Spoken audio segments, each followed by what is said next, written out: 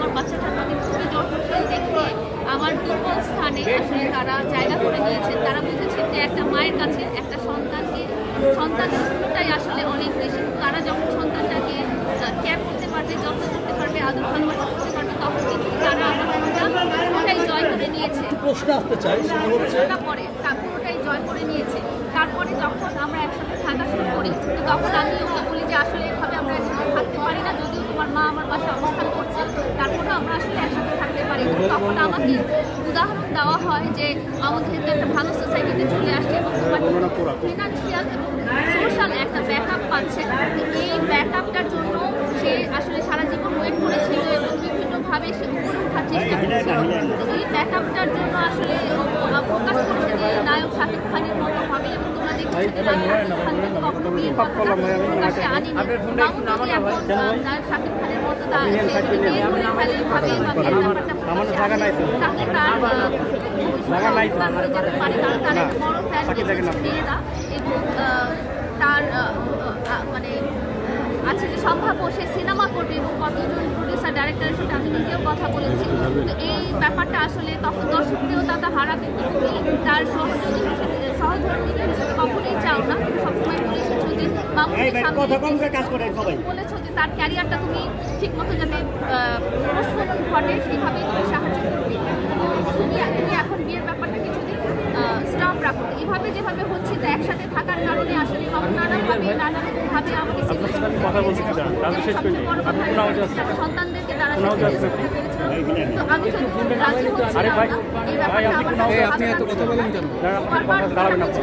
সামাজিক মিডিয়াতে সবসময় বলেছে যে আমরা বিয়ে করবো, শেষে বলেছে আমাদের বাড়ির ঘটনাতে সে বলেছে যে আমরা বিয়ে করবো, আমি আগে অনেক বড় হয়ে গেই, এইভাবে সে আমাকে বলছিল সে আগে স্ট্যাবলিশ হয়নি, তার ফ্যামিলি যেহেতু স্ট্যাবলিশ হওয়া দরকার আছে, তাদেরও যেহেতু বাসস্থান নেই, এগুলো আগে স্ট্যাবলিশমেন্ট হয়ে নিলেই তারপরে আমরা বিয়ের ব্যাপারটা আমরা সোশ্যাল মিডিয়াতে আনবো এবং তখনই আমরা বড় করে একটা বিয়ে শাদীর প্রোগ্রাম করবো। কিন্তু ধরে নাও তুমি আমার বউ, যেহেতু আমার মা বাবাও সবাই জানে এবং তোমার ফ্যামিলিরও সবাই জানে।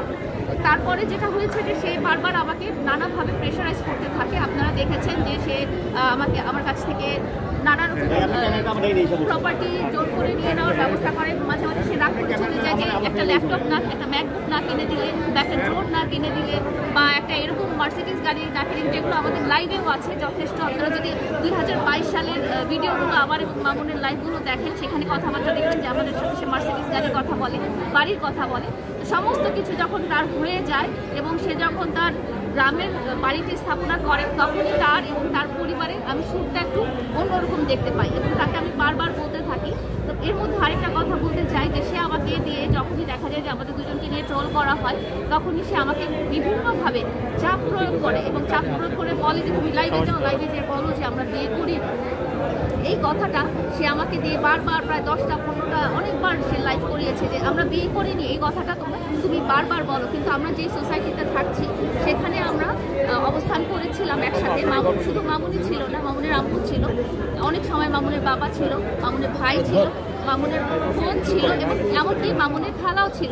এবং শুধু এটা না, আমরা যখন মামুনের ঢাকার ভাড়া বাসার কাছে যাই, মামুনের আম্মু আমাকে ভাড়াটে বা বাড়িওয়ালা বা সবাইকে আমাকে মামুনের স্ত্রী হিসেবে পরিচয় করিয়ে দেয়। এবং মামুনের যেসব আত্মীয় স্বজন আছে, আমরা রাঙামাটিতেও মামুনের নানু বাড়ি বা মামার বাড়ি, খালার বাড়ি বেড়াতে গিয়েছিলাম, সেখানে সবখানেই আমাকে এবং মামুনকে হাজব্যান্ড ওয়াইফ হিসেবে পরিচয় করিয়ে দেয়। তারপরে যখন গ্রামের বাড়িটা হলো, গ্রামের বাড়িতেও উনি সবার কাছে আমাকে মামুনের ওয়াইফ হিসেবে পরিচয় করিয়ে দেয়। তো এই থেকে আমি বুঝতে পারি যে আসলে তারা সত্যিকার ভাবে আমাকে তার স্ত্রী হিসেবে মনে করছে এবং সামাজিকভাবে স্বীকৃতিটা দিবে।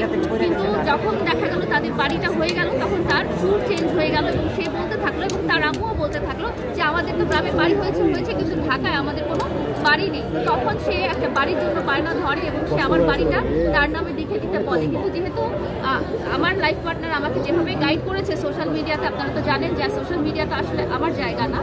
সোশ্যাল মিডিয়াতে সে বারবার বলতে বলেছে তুমি তো আমার বাবার বাড়িটার কথা বলো না, তুমি বাবার বাড়িটার কথা বলো না। তো আমি ওভাবেই বলেছি, আমি ওর গাইডেন্সেই বলেছি যে আমি আসলে বাবার বাড়িটার কথা সে বলেনি।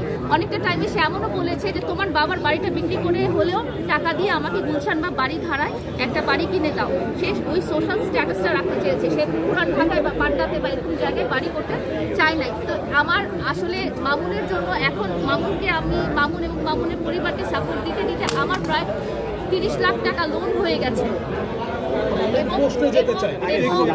এবং 30 লাখ টাকা লোন হওয়ার পরও আমার বাচ্চাদের জন্য যত সঞ্চয় ছিল সবই আমি মামুন এবং মামুনের পরিবারের পিছনে সঞ্চয় খরচ করেছি, কারণ তারা আমাকে ওইভাবে প্রলোভনটা দেখিয়েছে যে তোমাদের বিয়ে শাদী হয়ে গেলে তোমাদের বাচ্চা কাচ্চা তো তোমাদের সাথেই থাকবে এবং এটা তো তোমাদেরই হবে, এখানে তো আমি নিব না কিছু।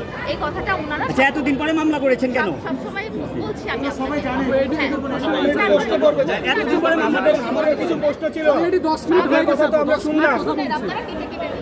আরে আমরা তো দেখো 2 মিনিট, আমরা 10 মিনিট দেখাবো না।